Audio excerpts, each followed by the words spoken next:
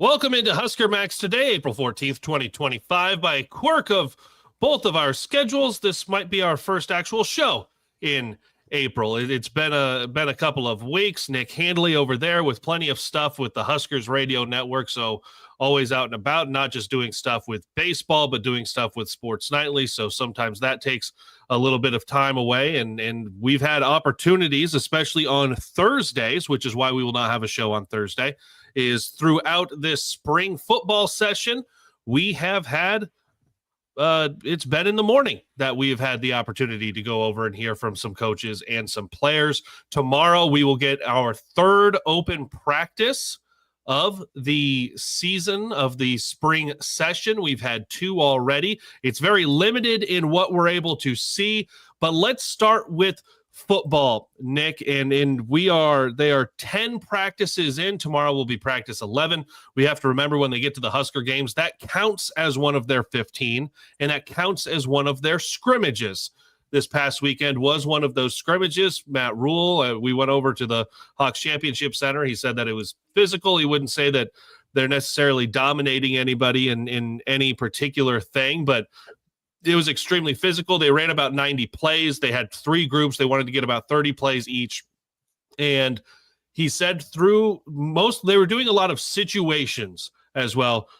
Third downs, third and long, red zone, other very specific things. He was very happy with the way the team operated.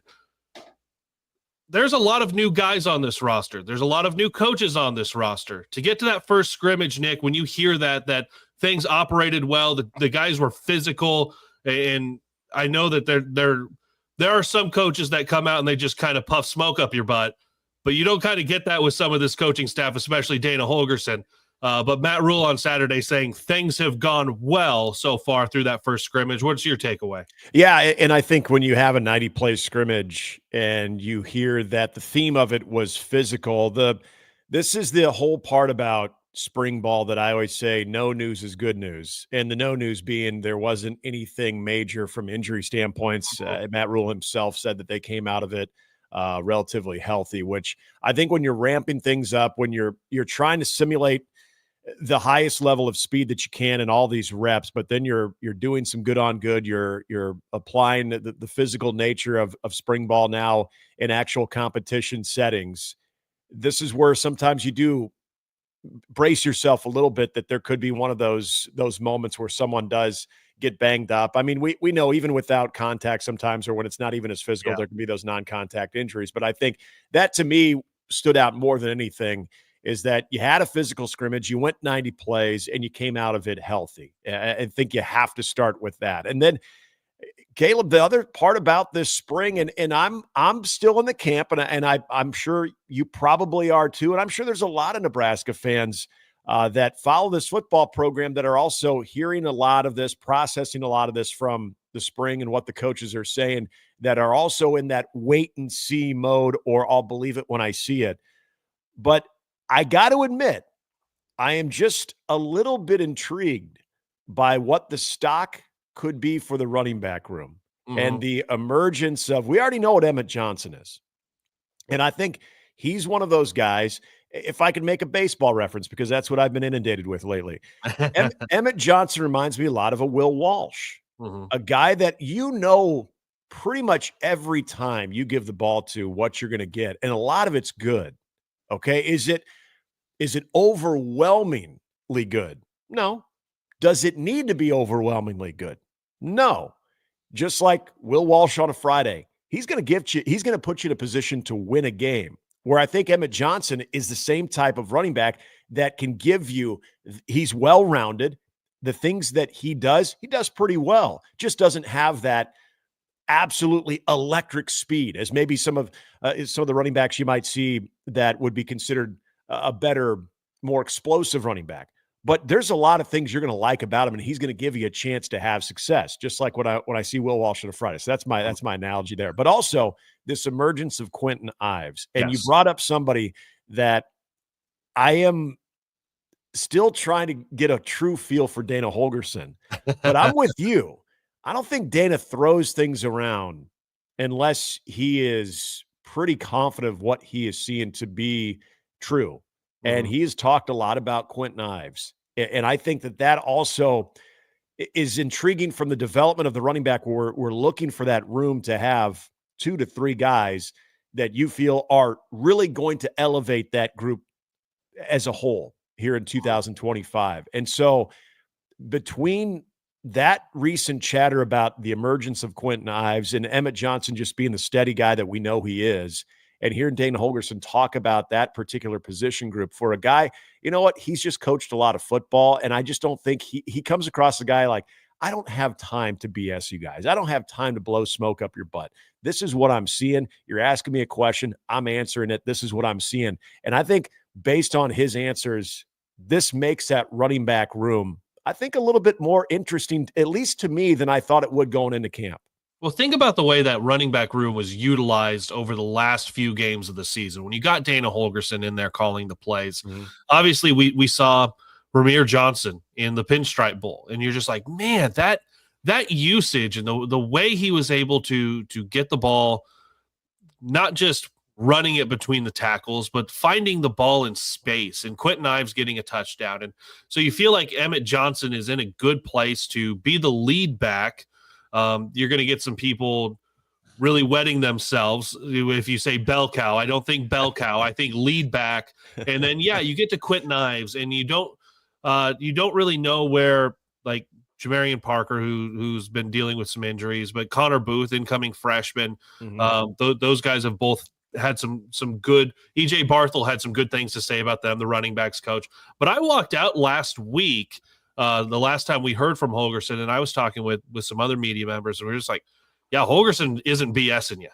Like that's not a guy who's coming out there to say, yeah, the best practice we've ever had. He's not that coach. One of the other things that Holgorsen talked about was Justin Evans on the offensive line. And he has played some center, but he's now converting full-time to center. And I'm going to grab the exact quote, because I wrote a story for this, and you can find all of these up at huskermax.com. But Dana Holgorsen said that Justin Evans, he can be as good a center that exists in college football. I firmly believe that. And this comes in the same at the time that he said that, it was just a couple of weeks removed from Cam Jurgens, who is a converted center, being on campus as a Super Bowl champion, coming back. He's working out in the offseason. We've seen his name. The name tag is always there at the front desk that he is around. So he's around this program. Those guys are getting tips from one of the best in the world at that position.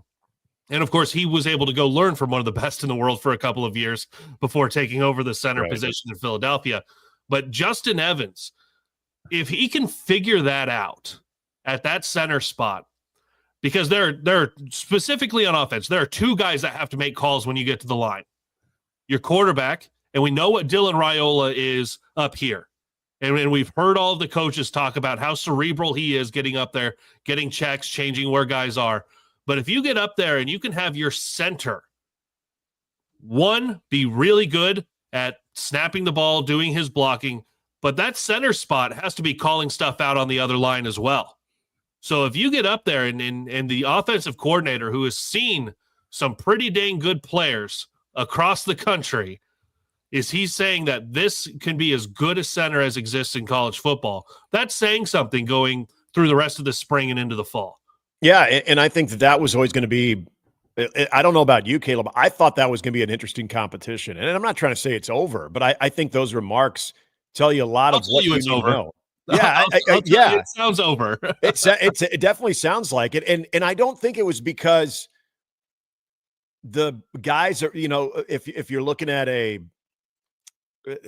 certain aspects of that position that all of a sudden are just not – collectively good when it comes to the competition there, that there's a step down. Because I think you and I talked about this the last time we had a show, and that was the Ben Scott effect of a guy that we didn't talk about that much, but it's also when you're not talking that much about the center, it's actually a pretty good thing. Because when we talked about Cam Jurgens a lot when he was in Nebraska, we were talking about the snapping issues.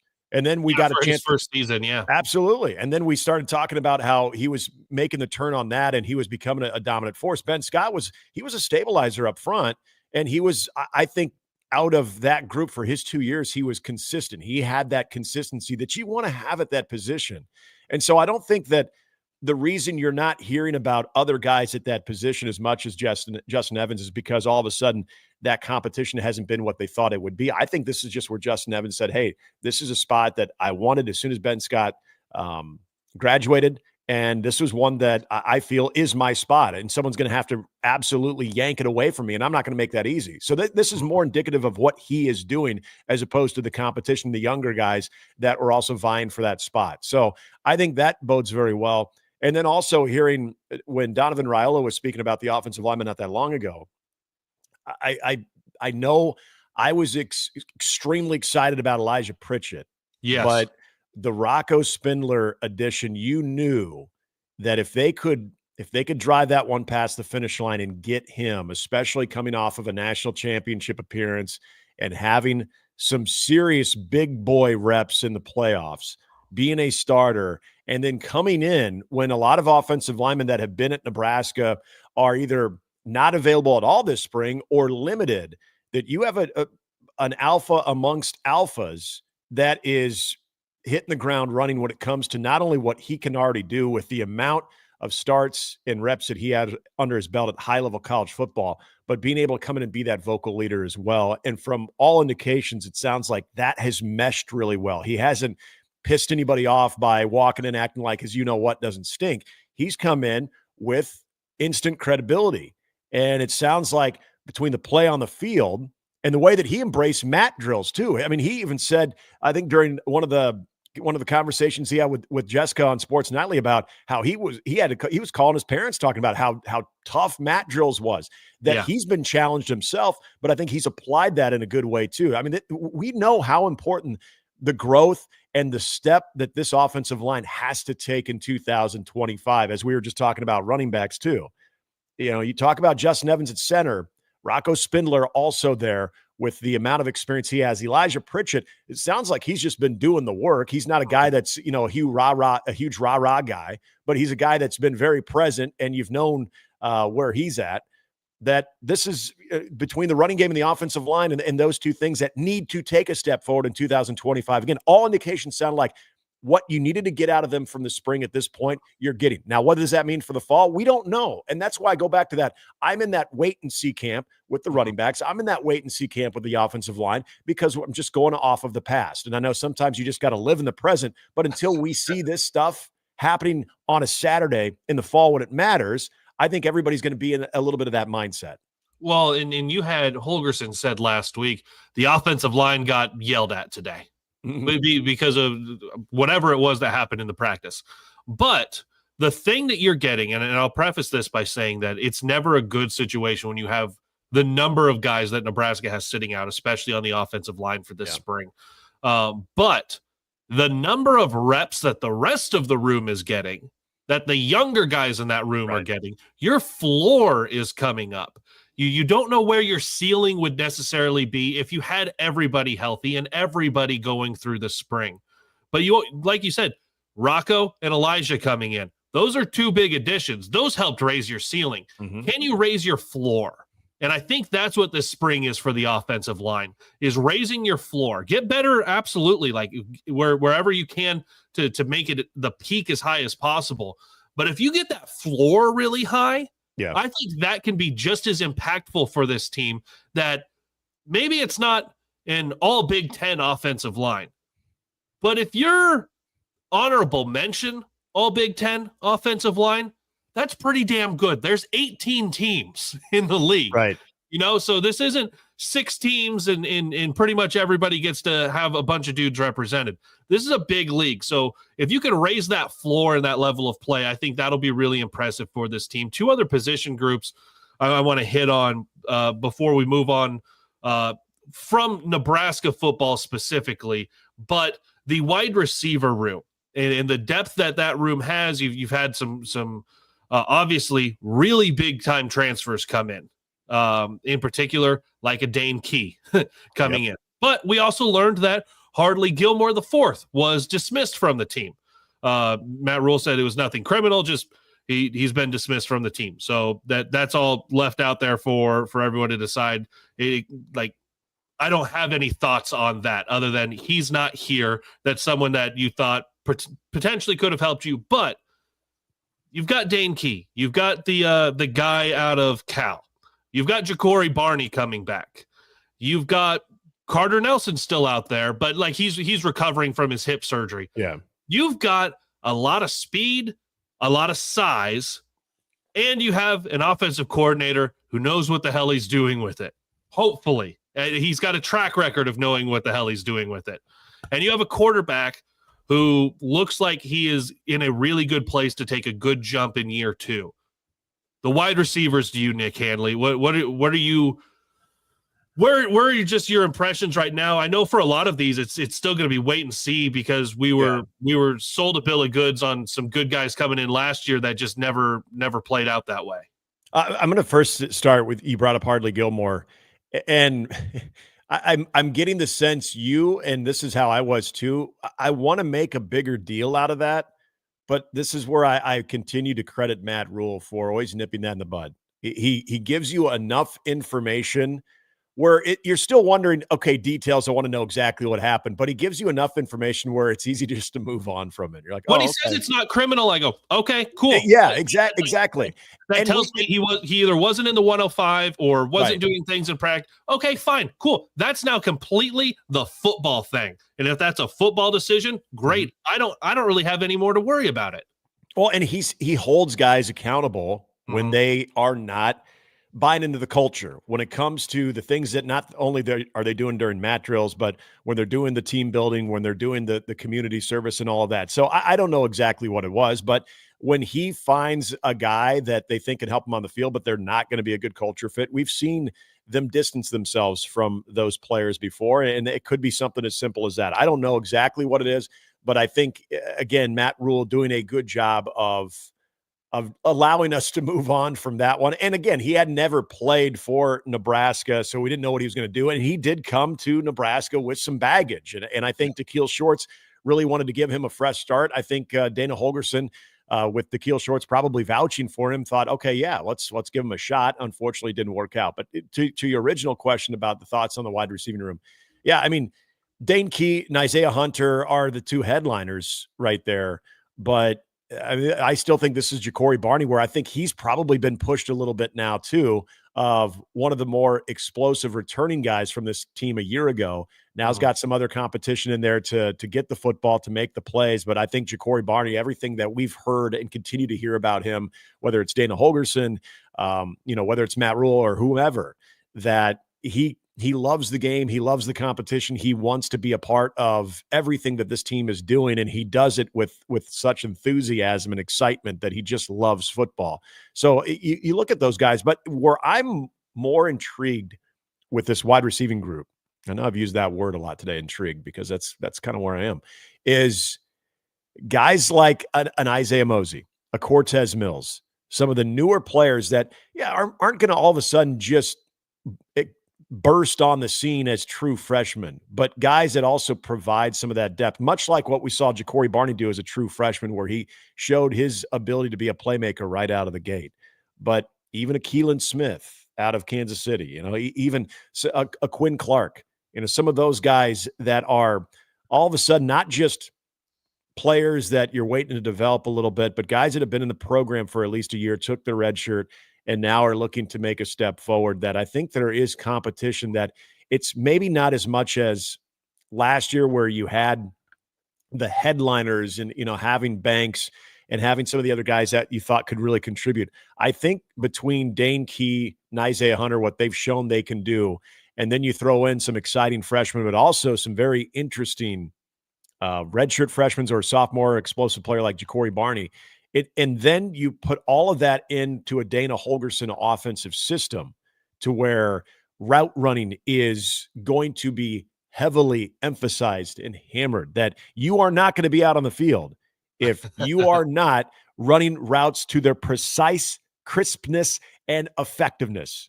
And you're also meshing that in with the right arm of number 15. I think this is a group that it's hard not to maybe get a little ahead of our skis on this, because I do think it's a group. Again, I look at the guy who is pushing the buttons on the offense, and given his track record with what he can do with speed and with wide receivers, whether we're talking about guys that are 6'3" or guys that are 5'11", that he can exploit matchups. And that's where I think you look at this younger group that can really do that part of the offense. They can really do that part with their speed to exploit those matchups. So to me, it maybe the better way to put this is, Caleb, it's not even necessarily the players themselves in that wide receiving group, although that's a big part of it. It's the scheme itself. And it's the fit that they have, the scheme itself on what they're going to try to do to make Dylan successful, but also have that big play offense, that big play capability when it comes to all of those guys who are going to be on the field in the wide receiving position. Yeah, scheme's going to be the big game changer. Then you start to add in really, really talented guys. There are 16 wide receivers still on this roster. We'll see what happens. We'll talk a little bit of transfer portal. That opens in 2 days for the spring window. Holgerson also mentioned a couple of guys that we haven't said their names yet, Cortez Mills and Isaiah Mosey. Holgerson said both of those guys will contribute this fall. In particular, he said that one-on-one reps, those guys probably have the highest percentage success rate. Very rarely do DBs get their hands on those guys. They have the unique ability to be able to stay away from defenders.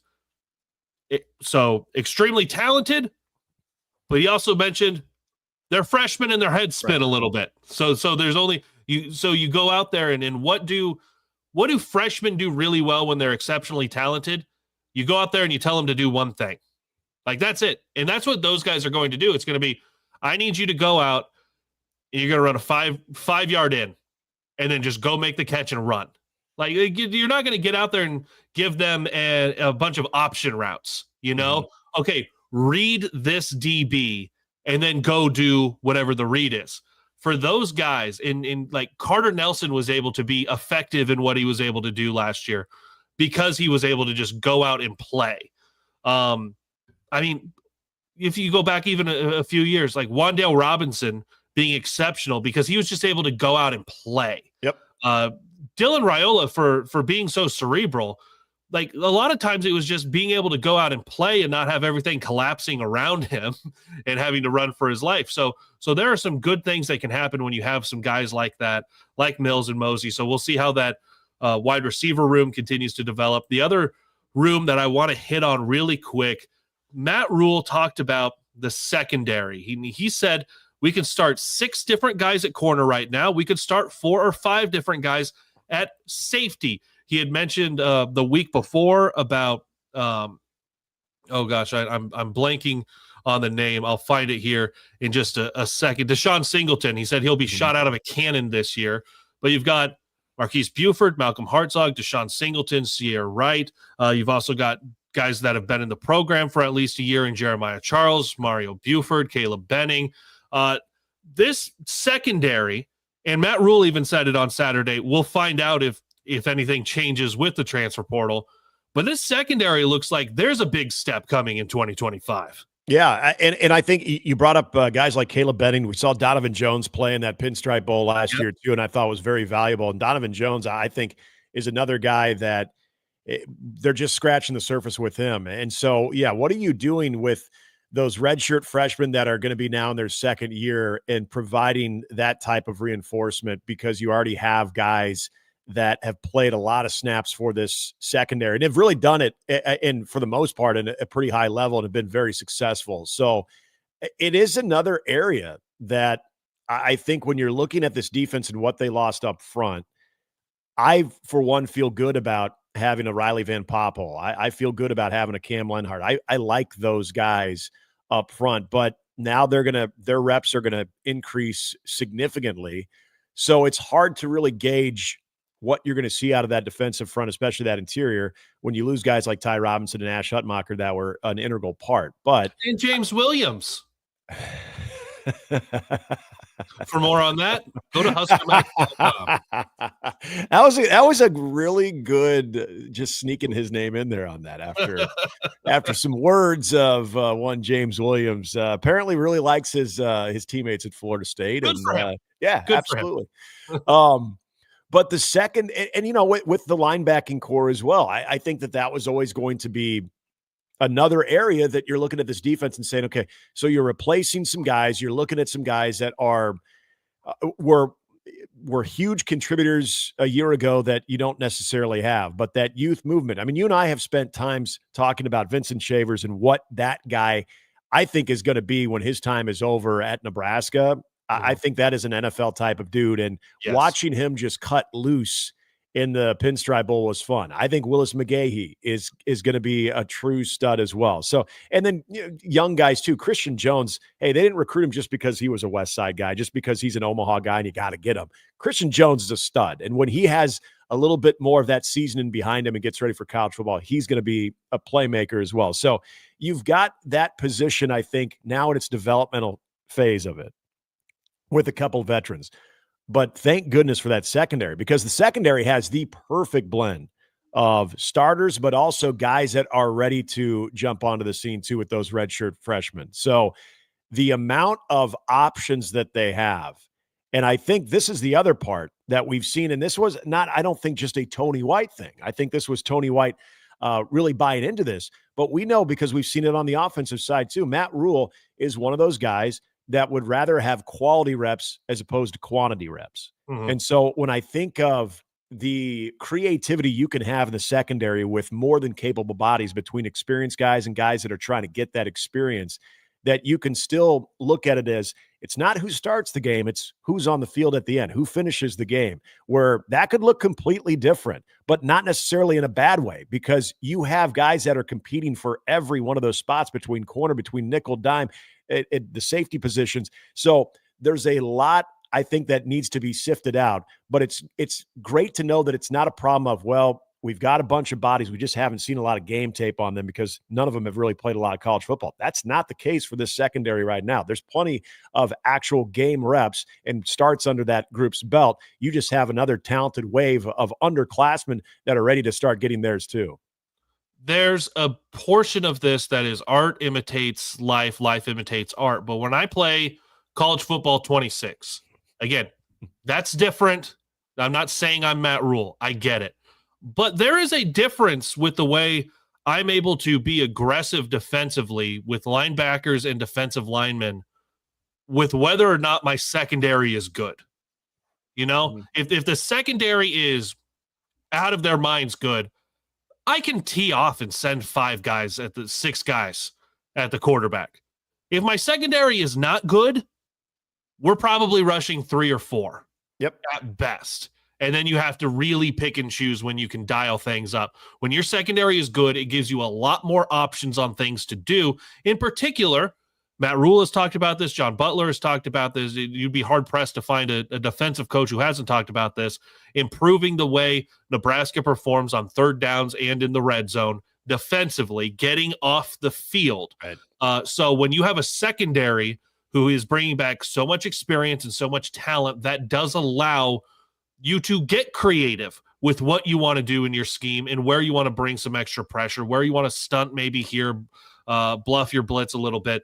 The different things that you can do with having a really good secondary help out the entirety of your defense. So that's the life imitating art imitating life. Now, we did mention this. The transfer portal begins in 2 days.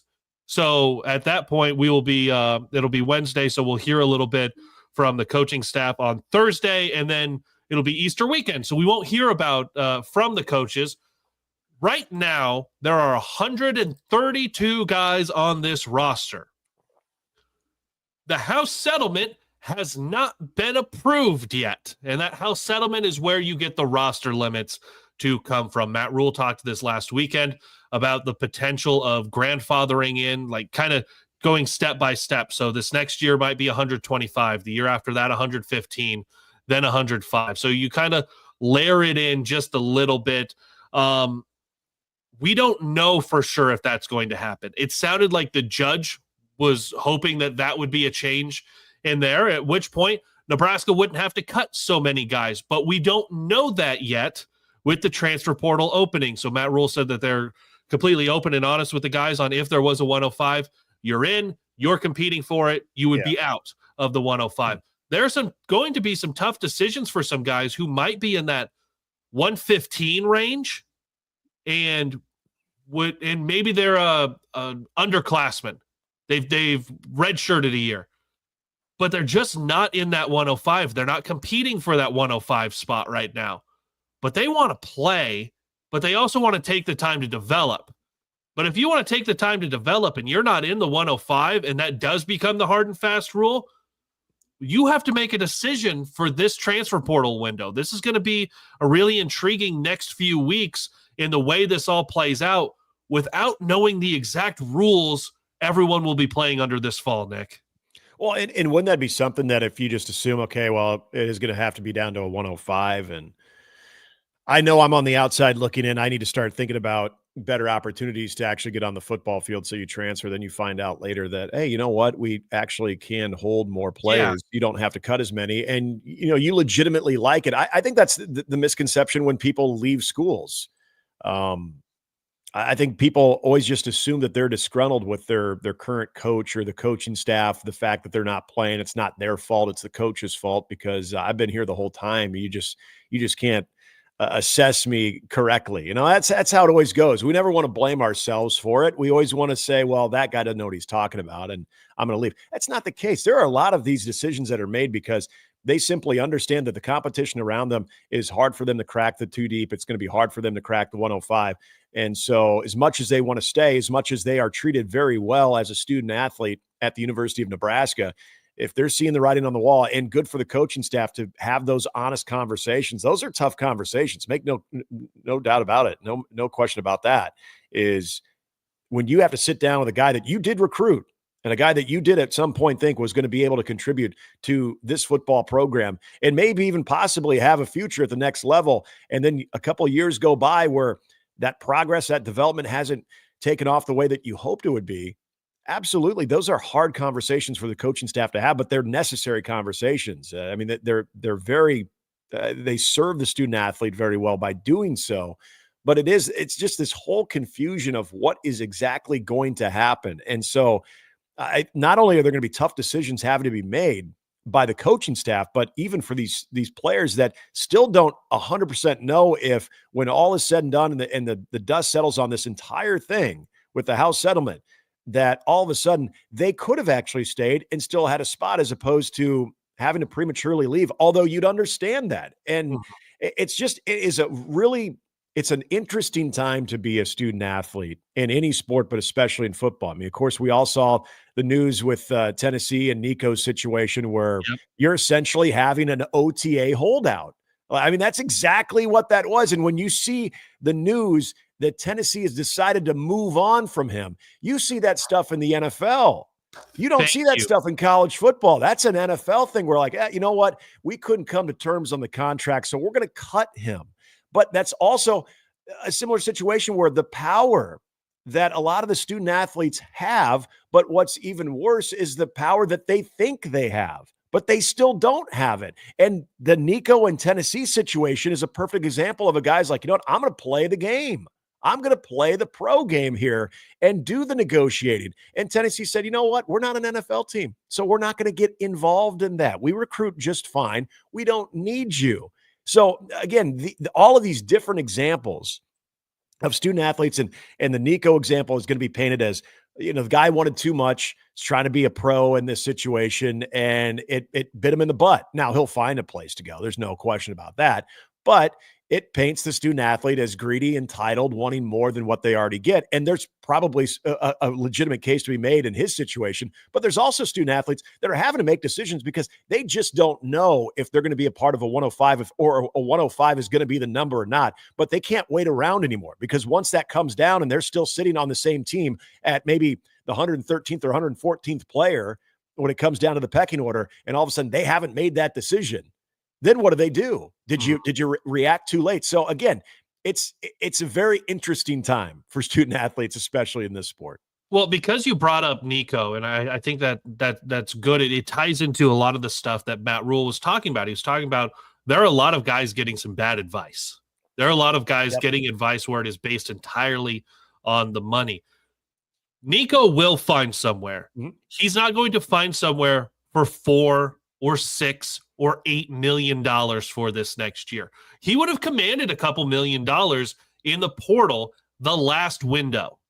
He won't this window because most places have their guy or have their NIL dollars already assigned. So there's the part of it on where is the power balance between the teams and the programs and the players. And that has obviously shifted a lot in the NIL era. But I think Nico was getting a lot of bad advice from his camp. And his camp is his agent and his dad. Mm-hmm. His dad has been very vocal on Twitter, on social media. But that advice being given was definitely not in Nico's best interest for this next year if it is entirely based on the money. Because, like, you look at the way he played this last year, he actually had a down year compared to the year before. But he would have commanded easily $1.5 million, $2 million on the open market, at least, if he had gone in this last window. There would have been programs that would have wanted him.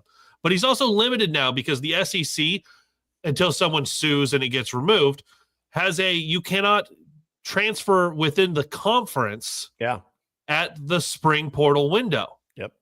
Which for the record, I like that. I like that rule. I do like that rule. Well, it goes back to when you had the old transfer rules for a lot of leagues.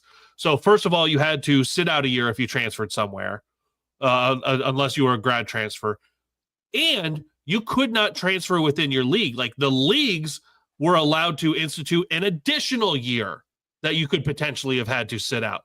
So it's kind of going back to that a little bit. I'm interested to see when someone does want to transfer within their conference and takes it to court, because everything has gone against any kinds of rules. Yeah. But like, Nico was getting bad advice. He'll find somewhere. It's not going to be in the SEC. The Big Ten seems to have all of their quarterbacks, unless he wants to go to Iowa, but he's not going to get $2 million at Iowa. He's not going to get $1 million at Iowa. He's not going to get, at a lot of these places, the money that he thinks he should get. So at that point, the holdout worked so far against him right at the end of spring ball, the last actual practice, and then their spring game. There was a bonkers, bonehead move from all parties involved. Absolutely applaud Tennessee for saying, yeah, we're not playing this game. We'll figure out something else, because they think that they can still be a playoff team without him. Good for them. And they can, because they recruit well. Yes, they do. And they've got a pretty darn good coach there. Yes. Excuse me, as well. Let's look at a different transfer portal, and let's flip over to basketball real quick before we get to baseball to close things out. First, on the basketball side, women's basketball, over the weekend, lost a signee, not a commitment, a signee in Olivia Hamlin, who out of Utah averaged 28 points a game this last year. Stupid good scorer. Yep. When you say, like, there's elite scorer, there's stupid good scorer, and that's what Olivia Hamlin is, and that's what you were hoping to bring in for Amy Williams' squad. Instead, she asked for and got a release. I do like this when programs say, yeah, that's a thing you want to do. We're not going to hold you hostage, because there are some programs that do hold these young people hostage, even though, hey, you signed it, you got to come here. Well, they're 17, 18 years old, and guess what? She's staying closer to home. It is BYU. Right. I don't have this confirmed, but you saw what BYU was doing on the men's side for basketball. There's probably some a cash infusion involved with what BYU athletics is going through, especially on the basketball side. Nebraska men's basketball will see BYU in a home-and-home exhibition in Lincoln this year, and then out there in Utah the next year, where, by the way, the number one high school recruit is going to BYU this year. Yeah. So there's some of that. So that's on the women's side. On the men's side, several incoming transfers. We're seeing the flipping of this roster with Kendall Blue, Will Cooper, the Lithuanian that we will just call UJ or Uggie, I believe. Oogie. Jamarcus Lawrence coming back. You have Quentin Rhymes coming in from high school, and then Price Sanford out of Iowa coming in as well. So that's already several newcomers that will be coming in. As for portal departures, Gavin Griffiths and Nick Janowski are the only two to exit so far. Like you knew there was going to be a lot of movement. You knew it was going to be a roster flip because you had so many seniors. But man, that's a lot of names to go through. It is, and also there is the hope that you can get another power forward in Ezra Alsar of Utah, who's pretty, I would say, solid numbers. He's not an elite scorer, but he's a guy that is a double-figure type of guy out of Utah. So there's another potential get. I want to start with the departures. The Janowski one for me was, I don't want to say a tough pill to swallow because we just didn't know what he would be. Heard a lot of good things, though, leading up to the season on how he was working out and a guy that could contribute. But, it's that attrition we always see in every sport. And there's just going to be certain guys that maybe just don't feel either comfortable with the system or the fit, or if they're really going to see the floor as much, especially with the turnover and the additions that you're bringing over from the transfer portal.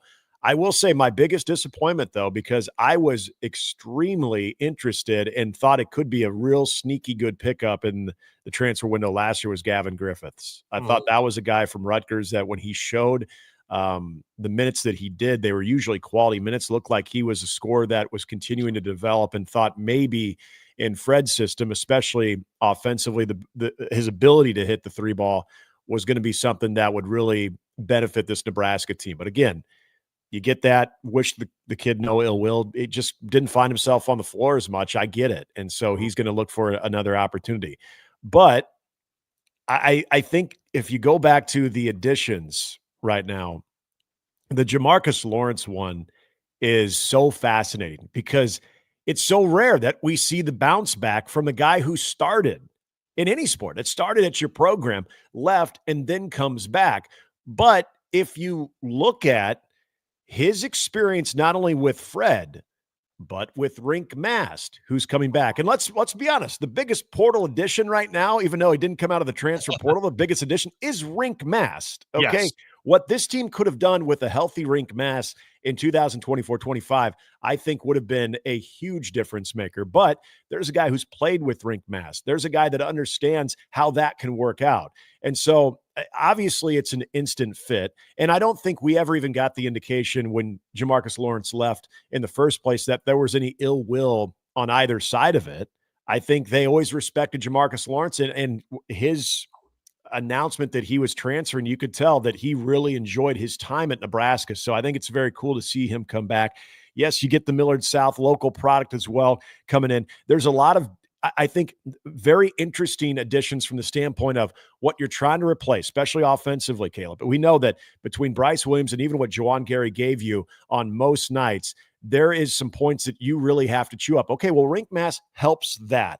But I think we all knew, unless Nebraska all of a sudden had this influx in cash that they wanted to pay for elite scorers and what the going rate is now, that you likely weren't going to be able to do that with one or two guys, that you needed a collection of guys that were all going to be effective in their own way offensively, and that's how you make up for that scoring. Now, do you still want the guy that you're going to put the basketball in his hand when it's crunch time, or if there's a night that you just need a guy to absolutely go off?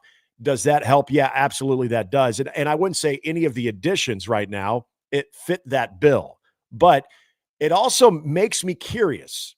And I was talking about this not that long ago, about the old Fred Hoiberg teams at Iowa State.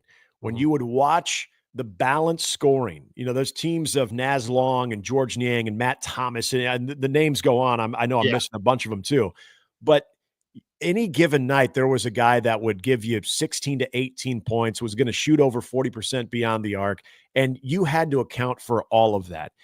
If this new wave of guys that are all scorers in their own way, just not take over the game 24, 25-point night scorers like what you could get out of a Bryce, but it is going to allow you to be more balanced and effective around the arc, and you're more consistent from that standpoint, to me, that's what those Fred Hoiberg teams at Iowa State had success in doing so. So if you find something that's a little closer to that, hell, I'll take that any day.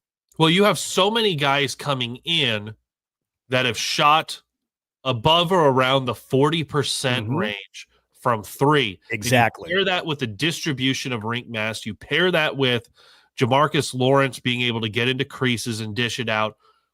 it bodes well for your team, and it bodes well for if all of these guys just hit 1 to 2 threes a game. Well, you're making double-digit threes a game. Now you just got to go, okay, where do we find the rest of these points? And your incoming big man in rink mass, like those guys did a good job of getting to the free throw line and converting at the free throw line. And Fred Hoiberg's teams over the last couple of years, I think back to a couple of those early years, those were bad free throw shooting teams. Yes. Yeah. They were bad free throw shooting teams. I think there was one of them. There was a game where they went like 8 for 32 or something. And I told Jack Mitchell when I was working at the radio at the time, I said, we could walk to any gym in Lincoln right now. I will walk in, just turn the lights on, and I will make better than 8 for 32. Like, I will touch that ball at the free throw line, and I will make better than 8 for 32. Yeah. Absolutely cold. Haven't shot a ball in multiple years.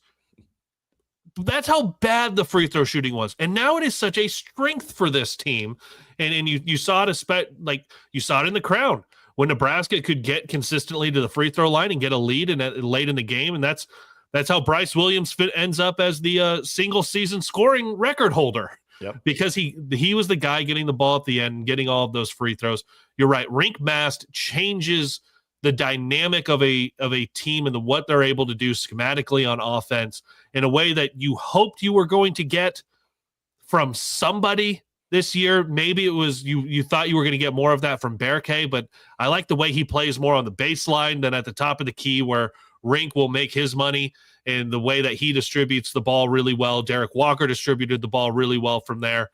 So that is the ultimate game changer for this team. I hope when they're looking at the last couple of spots, they do get another big guy, whether it's a 4 or a 5. I just need somebody to be in that rotation there. And I hope they just get a guy who is he can be a one-on-one scorer.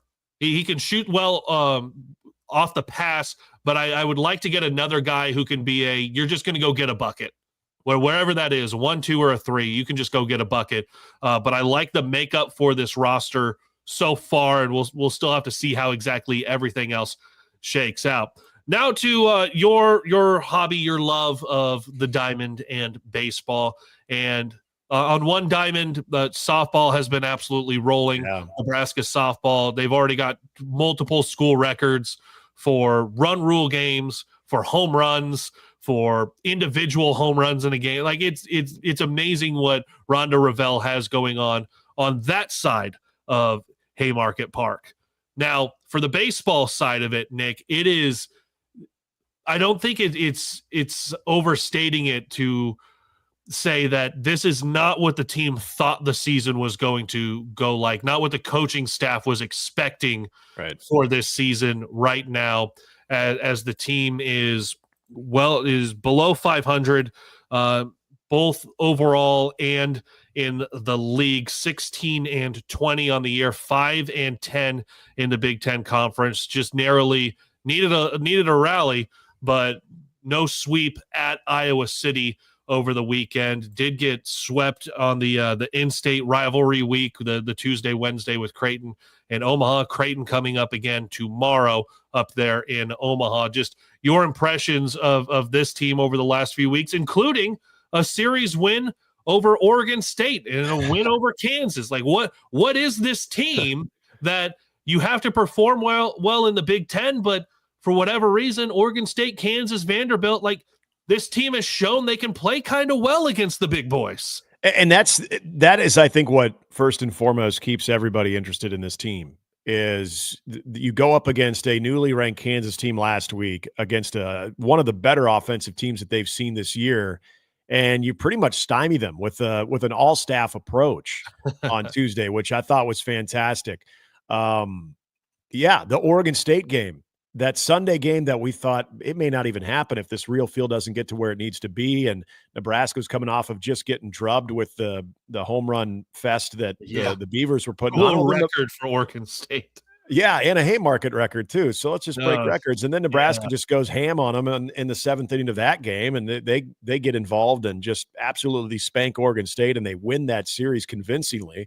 I try to tell people, though, as exciting and as cool as that Sunday game was, Friday's the game that you want to look at and say, that's what it's supposed to look like. A 7-2 ball game. Will Walsh was dealing. The offense was opportunistic, and they were in clutch situations coming through. That was where it all came together. And that's it. That's the example that you've seen in different times of this season where Nebraska against a quality opponent has shown you what it's supposed to look like.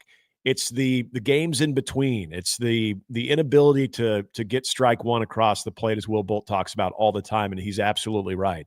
That count leverage that the pitching staff sometimes is unable to get on the hitters. And we saw that Saturday where I thought Nebraska really was in control. When Joshua Overbeek hits the solo home run, Iowa had in the previous inning had drawn closer. They're within one run. And then in the top of the eighth, Joshua Overbeek goes yard, and they extend the lead. And you're thinking, okay, Nebraska, in those examples I talk about, just always seem to have the answer when a team would push back. There was a moment where I thought, okay, that's how this game is going to go. Series is going to get tied up, and Sunday's going to be a rubber match. And then the bottom of the eighth inning happened, and it started with the inability to get the strike zone. And for Luke Broderick, who has been fantastic, his slider is as good as I've seen on this staff in a very long time. Still having that issue of getting strike one and strike two over the plate early in a count. And you get a couple guys on, you get some traffic, and then Iowa offensively pretty solid all through their lineup.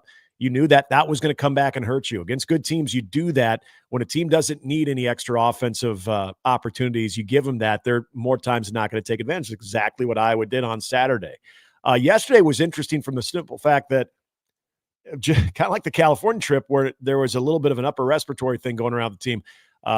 We had a stomach bug going around the team yesterday. And so you're going into a try to avoid a sweep, salvage type Sunday scenario. And then you're told going into it, yeah, you're going to be without Case Anderson and you're going to be without Caden Brumbaugh. Caden Brumbaugh is essentially a 300 hitter, probably your most consistent hitter. Case Anderson's hitting over 300 right now. Those two guys are going to be unavailable because they can't hold anything down right now. Mm-hmm. So you get guys like Devin Nunez that steps in. Hogan Haligzo, even with a bum ankle, has to play. And I think the idea was to play Hogan at some point this weekend once his ankle was feeling better. But guys are playing some different roles. You got Robbie Bolin get the start, leading the team or leading off for the team in Case Anderson's spot. So it was off to an auspicious beginning. Jackson Brockett was okay, but not his great stuff as well. And this team, like I said, they keep you interested because they show you signs of whether it's beating a quality team or what Nebraska did. And I was a quality team, don't get me wrong, but the way that they won that game, where it was very similar to Saturday. Iowa took an early lead, then Nebraska took a lead, then Iowa comes back, then Iowa takes a lead late in the game, and then Nebraska comes back and takes a lead, and then they got to hold on to dear life for the very last pitch, and I mean the very last pitch, the ball that was a foot away from pretty much going out and tying that game, and I don't know if Nebraska can recover from giving up that type of a lead, but they showed some grit, they showed some resiliency, they've been able to do that, and now if you look at the part of their schedule that remains, this is where they have to, without question, make their move. Because, Caleb, for a team that is below 500 in both, as you mentioned, their overall record in the Big Ten, there are still RPI opportunities. You got one tomorrow against Creighton. They've got one against Kansas coming to Lincoln next week. You still have another game against Creighton, which is another RPI opportunity, and another Kansas State game. That's another RPI opportunity. Your weekends aren't giving you the greatest opportunities going forward when it comes to the RPI, but there's still enough there that if you can win some series, get yourself above 500 and take advantage of some of these RPI opportunities like they did last week against Kansas. It sounds crazy, but there is still a avenue for this team not having to win the Big Ten tournament to even get to the NCAA tournament. But as we look today, Nebraska's still a game out from making the Big Ten tournament. So there is so much tug of war when it comes to this team of what you want to believe their ultimate ceiling is, because you've seen moments of it compared to what they really are. And I cannot emphasize this enough. You have one major blow to the team this last week too, that hopefully it is short-lived, and it sounds like it will be. Jalen Worthley and Caleb Clark are not on the trip because they're recovering from an injury. Jalen's is more of an arm. Caleb's, what I was told, was probably more of a back injury. So we're hoping that those guys are going to be okay. But having Tucker Timmerman, and you saw it yesterday, what that dude can do and chewing up innings. And he had a tailor-made ground ball that Dylan Carey will tell you he makes that play 99 out of 100 times. Just let it go right through the webbing of his glove. But Tucker Timmerman, his presence, he can eat up 2, possibly even 3 innings, and the guy is a dog. He is a competitor. Having him back both from a physical standpoint and I think what it does to the mental psyche of this team, when you're looking for bullpen stability, Tucker Timmerman provides that. So could his now return help out a little bit when it comes, especially to the weekends? Because Northwestern, I never thought I'd ever say this, but you've got a huge weekend against the Northwestern Wildcats in Lincoln, because Nebraska needs to get on that better side of being in the Big Ten tournament and then just start chipping away, put themselves in a solid spot in the middle of that group, which they very much can with the schedule they have in front of them. It's all about that consistency, because the good thing for this team right now is the slug is there. You're seeing multiple guys at over 300 or nearing 300, but you're also seeing a couple of guys that are slugging over 475. You're seeing multiple guys now starting to push each other in extra base hits and driving in runs too. Max Butenbach, what he's doing as of late, I mean, the guy's unconscious. His pull side power is fantastic, but then he goes the other way, shoots one the other way yesterday too, for good measure. Dylan Carey, Tyler Stone, even seeing, let's talk about Joshua Overbeek, who had no home runs, which was crazy at this point of the season, given some of the shots that he had, the tape measure shots he had last year. He gets 2 this weekend and was really starting to swing the bat very well this weekend. So if he can kind of stabilize your lineup at that 9 spot where he's been hitting and he's driving the baseball, offensively, you feel good about where this team is. Friday was an outlier because Obermueller for Iowa, that guy's the real deal. Will Walsh was fantastic. Obermueller, unfortunately, was just a little bit better because the only mistake, and I mean the only mistake Will Walsh made, unfortunately, it got deposited over the left field wall in the second inning in a 1-0 game. But offensively, you've seen this team turn the corner. They just need that out of the staff more consistently on the mound. Here's what I'll give you, though, with the offensive production in the Big Ten rankings on where they are. Mm-hmm. Nebraska is 14th, tied for 14th in runs scored, 12th in hits, bottom 3 in extra base hits. Obviously, our RBI's 12th, because that comes part of being the runs. Stolen bases, 11th. Mm-hmm. Drawing walks, last in the league. Yeah. Striking out, first in the league.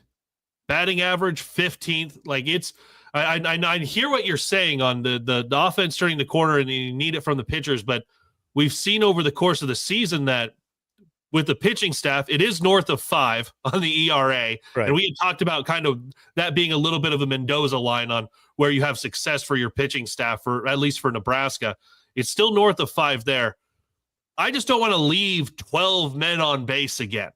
I don't want to get to where you have multiple opportunities of runners in scoring position and 0 or 1 outs, and they don't get in. Like so many of those. And there was it Saturday's game where it ended on 2 strikeouts looking. Yeah.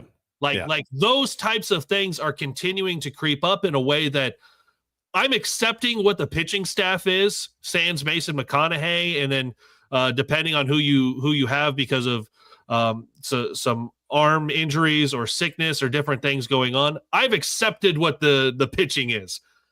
I need the hitters to start doing a little something to help them out some more.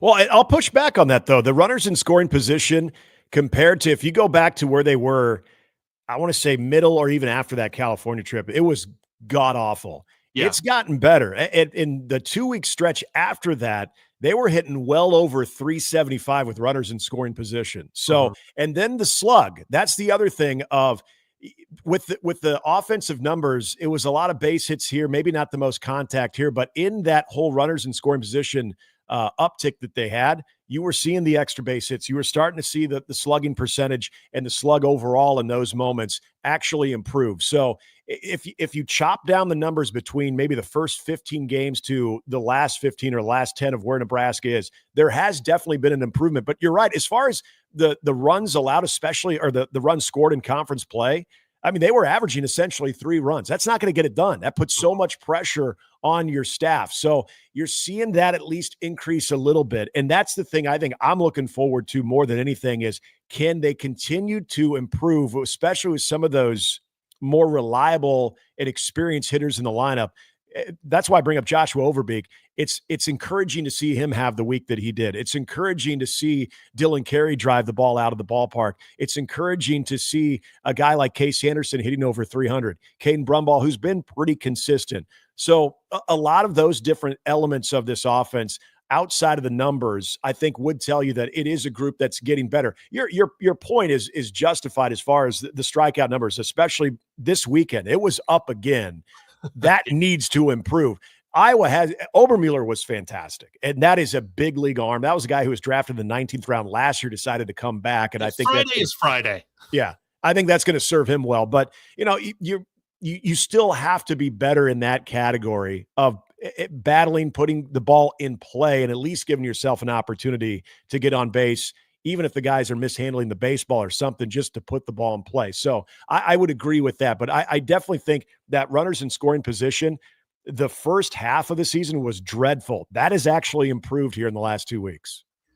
We will not have a show on Thursday. Expect to be back this next Monday unless something comes up with all of the other things that we do at Creighton tomorrow, 6 o'clock on FS1, as well as Huskers Radio Network. And then a home weekend with Northwestern Friday, Saturday, Sunday. Saturday, Bark at the Park. So you can bring the dogs out to Haymarket Park and see if any of them can bother our good friend Nick Handley. So Nick, what calls are you on over the next week? I've got them all. I think my next weekend off is the last regular season, Purdue. So good. Yeah, we'll keep you busy. Absolutely. It's Ben and I think up until that Michigan series, and then it'll be David and myself. And then, we'll see Big Ten tournament. Will they be there? And if they are there, where will they be? All that fun stuff. And if they're not, is there a crown in Las Vegas for them to go play for?